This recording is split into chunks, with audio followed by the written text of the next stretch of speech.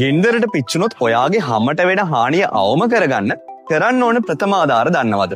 ඉඳුවතුර ඇඟට වැටිලා තාච්චී තෙල් ඇඟට වැටිලා පිලිස්සුන් තුවාලේ ඇති වෙන එක ගොඩක් අයට වෙන දෙයක්. පළවෙනිම දේ තමයි ඔයාගේ ඇඟට ගිනි ඇවිලෙලා නම් ගිනි ගැනීම නවත්වන එක. ඔයාගේ ඇඳුමට ගිනි ඇවිලලා නම් එතරම් නැවතිලා බිම වැතිරිලා රෝල් වෙන්න. මෙහෙම කරද්දි ගින්නට ඔක්සිජන් ලැබෙන්නේ නැති නිසා ගිනි ගැනීම නවතිනවා.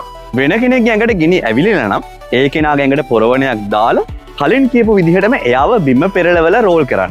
මෙහෙම කරද්දි ඔයාගේ ඇඟට ගිනි ඇවිලෙන එක වළක්ව ගන්න ප්‍රවේශම් වෙන්න ඕනේ. ඊළඟට කරන්න ඕනේ දේ තමයි පිලිස්සුම් තුවාල අවට තියෙන ඇඳුම් මුදු වලලු වගේ ආභරණ ඉවත් කරන එක.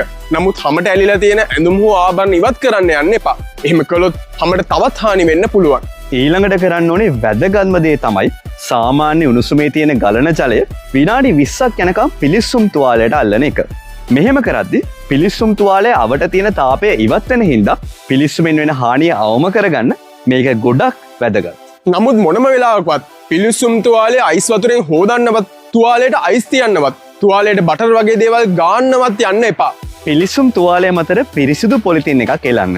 නමුත් තුවාලයේ වුණු තැන තද වෙන විදිහට පොලිතින් එක ගැට ගහන්න එපා. මෙහෙම පොලිතින් එකක් එලන එකේ අරමුණ තුවාලයට විස බීජ ඇතුල් වෙන එක වළක්වන එකයි.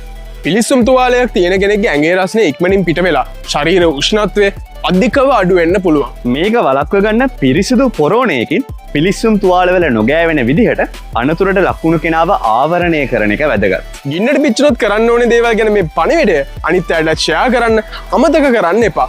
ජීවිත අවදානමක් ඇති කරන්න පුළුවන් පිලිස්සුම් තුවාල මොනවද කියලා අපි අපේ ඊළඟ වීඩියෝ එකෙන් කතා කරමු. මීට අමතරව ඔයාලට තියෙන සෞඛ්‍ය ගැටලු මේ වීඩියෝ එකට කමෙන්ට් කරන්න.